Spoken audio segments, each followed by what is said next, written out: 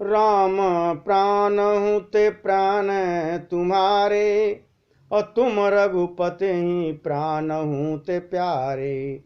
तो विधु विष चवय वही मैं आगी, हो ही बारी चर बार विरागी।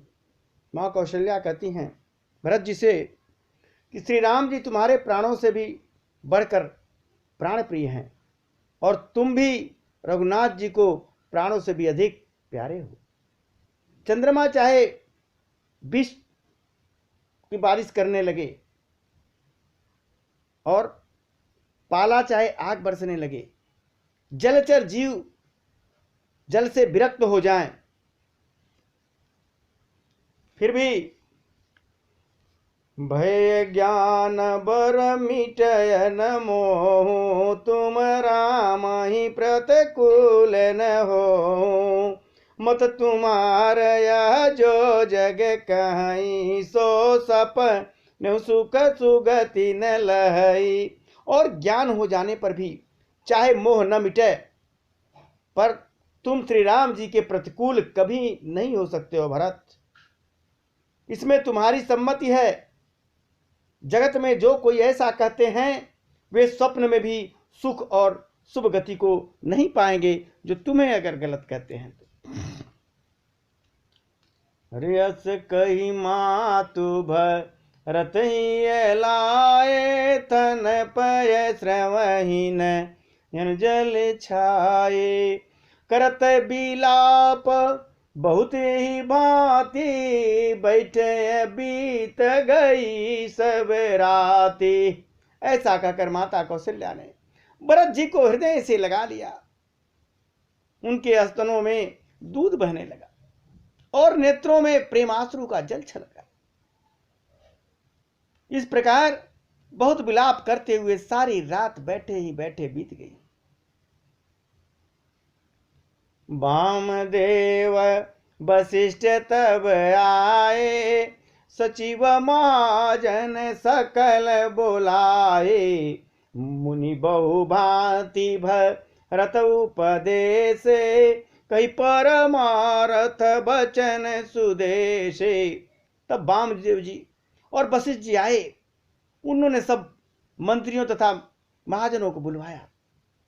फिर मुनि वशिष्ठ ने परमार्थ के सुंदर समय अनुकूल वचन कहकर बहुत प्रकार से भरत जी को उपदेश दिया और कहा, तातरी दे धीरज धरऊं, करऊं जो अवसर आज। उठे भरत गुरु बचन सुनी, करन कहऊ सब साज। वशिष्ठ जी ने कहा, हे तात, हृदय में धैर्य धारण करो और आज जिस कार्य के करने का अवसर है उसे करो। राजा दशरथ प्राण छोड़ चुके हैं, उनका अंतिम संस्कार करना है। गुरु जी के वचन सुनकर भरत जी उठे और उन्होंने सब तैयारी करने के लिए कहा। निपतन वेद विदित अनवावा, परम विचित्र विमान बनावा। गई पद भरत मातु सब राखी, रही रानी दर्शन अभिलाषी। वेदों में बताई हुई विधि के अनुसार राजा की देह को स्नान कराया गया और परम विचित्र विमान बनाया गया। भरत जी ने सब माताओं को चरण पकड़ कर रखा, अर्थात प्रार्थना करके उनको सती होने से रोक लिया। वे रानियां भी श्री राम के दर्शन की अभिलाषा से रह गईं। वो भी सती होना चाहती थी, लेकिन भरत ने पकड़ लिया, रोक लिया। और दूसरा, भगवान श्री राम के दर्शन की अभिलाषा है कि 14 वर्ष बाद प्रभु आएंगे। चंदन अगर भार बहु आए, अमित अनेक सुगंध सुहाए। सरजु तीर रचि चिता बनाई, जन सुरपुर सो पान सुहाई।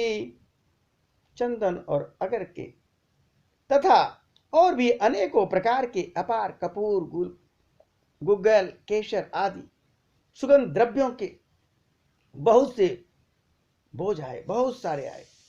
सरजू के तट पर सुंदर चिता रचकर बनाई गई, जो ऐसे मालूम होती थी मानो स्वर्ग की सुंदर सीढ़ी हो। यही विधि दाह क्रिया सब किने विधिवत न्याय तिलांजलि दीनी। सुध सुमत सब वेद पुराना कीन भरत दस गाते विधाना। इस प्रकार शबदाह क्रिया की गई और सबने विधि पूर्वक स्नान करके तिलांजलि दी। फिर वेद स्मृति और पुराण सबका मत निश्चय करके उसके अनुसार भरत जी ने पिता का 10 गात्र विधान यानी 10 दिनों के कृत्य किए। जह जस मुनिवर आयस दीना तस सहस भांति सब कीना।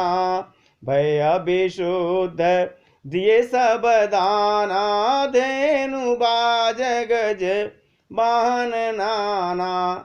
मुनि श्रेष्ठ वशिष्ठ जी ने जहां जैसी आज्ञा दी वहां भरत जी ने सब वैसा ही हजारों प्रकार से किया। शुद्ध हो जाने पर विधि पूर्वक सब दान दिए, गाय दान दी, घोड़े, हाथी आदि अनेक प्रकार की सवारियां दान किया भरत ने।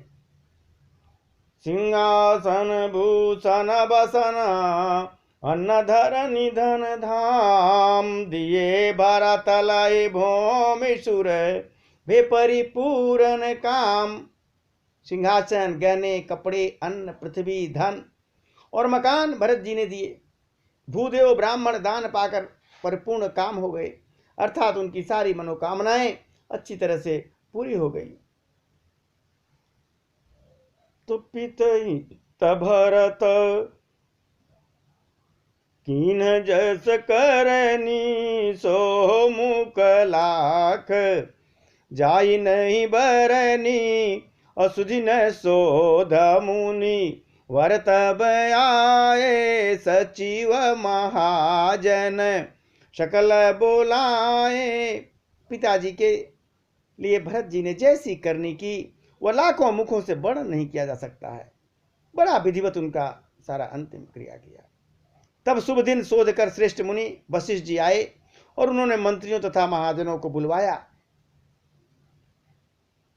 बैठे राजसभा सब आई पठे बोली भरत दो भाई। भरत वशिष्ठ निकट बैठारे नीति धर्ममय वचन उचारे। प्रथम कथा सब मुनिवर बरनी कह कुटिल की न जस करनी। भूप धर्म व्रत सत्य सरा जैतन परिहर प्रेम निवाहा। सब लोग राजसभा में जाकर बैठ गए। तब मुनिवर ने भरत जी तथा शत्रुघ्न जी दोनों भाइयों को बुलवा लिया। भरत जी को वशिष्ठ जी ने अपने पास बैठा लिया और नीति तथा धर्म से भरे हुए वचन कहने लगे। पहले तो कैकेयी ने जैसी कुटिल करनी की थी श्रेष्ठ मुनि वह सारी कथा बताए। फिर राजा के धर्म व्रत और सत्य की सराहना की, जिन्होंने शरीर त्याग कर प्रेम को निभाया। कहत राम गुणशील स्वभाव सजल नयन पुल क्यों मुनि राव। बहुरी लखन सिय प्रीति बखानी शोक सने हम घन मुनि ज्ञानी। श्री राम जी के गुणशील और स्वभाव का वर्णन करते करते मुनिराज के नेत्रों में जल भर आए और शरीर पुलकित हो गया। फिर लक्ष्मण जी और सीता जी के प्रेम की बड़ाई करते हुए ज्ञानी मुनि शोक और स्नेह में मग्न हो गए, एकदम भगवान के शोक में। और कहते हैं मुनिवर, अरे सुनो भरत भाभी प्रबल बिलखी कहूं मुनिनाथ। हानि लावे जीवन मरण जस अप जस विधियात। मुनिनाथ ने बिलख कर एकदम दुखी होकर कहा, हे भरत सुनो, जो भाभी है, जो होनिहार है, वो बड़ी बलवान होती है। जीवन में याद रखना कि हानि लाभ, जीवन और मरण, जस और अपजस, ये सब विधाता के हाथ में है, ये अपने हाथ में नहीं है। अस विचार के दे दोषो, व्यर्थ काई पर कीजिए रोसु, तात विचार करहु मन माही, असोच जोग दशरथ नृप नाही। ऐसा विचार कर किसे दोष दिया जाए और व्यर्थ किस पर क्रोध किया जाए। हे तात, मन से विचार करो, राजा दशरथ सोच करने के योग्य नहीं है। अरे सोचिय विप्र जो भेद बीना, तज निज धर्म विषय लय लीना। सोचिय निपति जो नीति न जाना, जैन प्रजा प्रिय प्राण समाना। सोचिय बयस कृपन धनवानु, अजो न अतिथि शिव भगति सुजानु।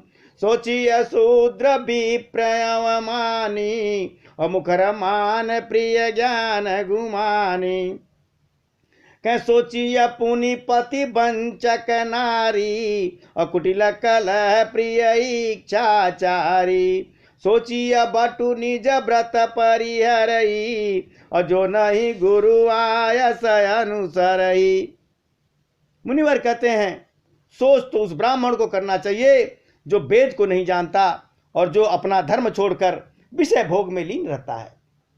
उस राजा को सोच करना चाहिए जो नीति नहीं जानता और जिसको प्रजा प्राणों के समान प्यारी नहीं होती है। सोच तो उस वैश्य को करना चाहिए जो धनवान होकर भी कंजूस है और जो अतिथि का सत्कार तथा शिव जी की भक्ति करने में कुशल नहीं है, वो सोच करे। उस शूद्र का सोच करना चाहिए जो ब्राह्मणों का अपमान करने वाला है, बहुत बोलने वाला है, मान बढ़ाई चाहने वाला है और ज्ञान का घमंड रखने वाला है। ऐसे शूद्र को सोच करना चाहिए। पुनः उस स्त्री को सोच करना चाहिए जो पति को छलने वाली, कुटिल है, कलह प्रिय है और स्वेच्छाचारिणी है। उस ब्रह्मचारी को सोच करना चाहिए जो अपने ब्रह्मचर्य व्रत को छोड़ देता है और गुरु की आज्ञा के अनुसार नहीं चलता है। उसे सोच करना चाहिए। भरत, राजा दशरथ सोच के योग्य नहीं है। अरे सोचिए गृह जो मोह बसा, करई करम पथ त्याग। असोचिय जतीय प्रपंच रत, विगत विवेक विराग। उस गृहस्थ का सोच करना चाहिए जो मोह बस कर्म मार्ग का त्याग कर देता है। उस सन्यासी का सोच करना चाहिए जो दुनिया के प्रपंच में फंस जाता है और ज्ञान वैराग्य से हीन हो जाता है। अरे बैखानक सोई सोच जोगु, तप बिहाई जी भावई भोगु। सोची अपि सुनय कारण क्रोधी, अजननी जनक गुरु बंधु विरोधी। सब विध सोचिय पर अपकारी, और निज तन पोषक निर्दय भारी। सोचनीय सब ही विधि सोई, अजो न छाड़ छल हरिजन होई। और कहते हैं, वानप्रस्थ वही सोच करने योग्य है जिसको तपस्या छोड़कर भोग अच्छे लगते हैं। सोच उसका करना चाहिए जो चुगलखोरी करता है। जो चुगलखोर है उसे सोच करना चाहिए। बिना ही कारण क्रोध करने वाला है तथा माता पिता गुरु एवं भाई बंधुओं के साथ विरोध रखने वाला है, वो सोच करे। सब प्रकार से उसका सोच करना चाहिए जो दूसरों का अनिष्ट करता है, दूसरों का बुरा करता है, अपने ही शरीर का पोषण करता है और बड़ा भारी निर्दयी है, वो सोच करे। और वह तो सभी प्रकार से सोच करने योग्य है जो छल छोड़कर हरि का भक्त नहीं होता, वो हर तरह से सोच करे। अरे सोचनीय नहीं कौशल राउ, भुवन चारि दस प्रगट प्रभाऊ। भयउ न हई न बहुनिहारा, भूप भरत जस पिता तुम्हारा। विधि हरिहर सुरपति दिसनाथा, अबर नहीं सब दशरथ गुण गाथा। मुनिवर कहते हैं कि कौशल राज दशरथ जी सोच करने योग्य नहीं है, जिनका प्रभाव 14 लोकों में प्रकट है। हे भरत, तुम्हारे पिता जैसा राजा तो न हुआ है, न है और न अब आगे होगा। ब्रह्मा, विष्णु, शिव, इंद्र और दिक्पाल सभी दशरथ के गुणों की कथाएं कहा करते हैं। तो कहूँ तात के ही भात को करई बड़ाई ताशु, और राम लखन तुम शत्रुघ्न सरिस सुवन सूचि जाओ। कहते हैं मुनिवर, ये तात, कहो उनकी बड़ाई कोई किस प्रकार करेगा, जिनके श्री राम, लक्ष्मण और तुम शत्रुघ्न सरी के पवित्र पुत्र हैं। उस राजा की बड़ाई कौन कर सकता है। महान थे राजा दशरथ।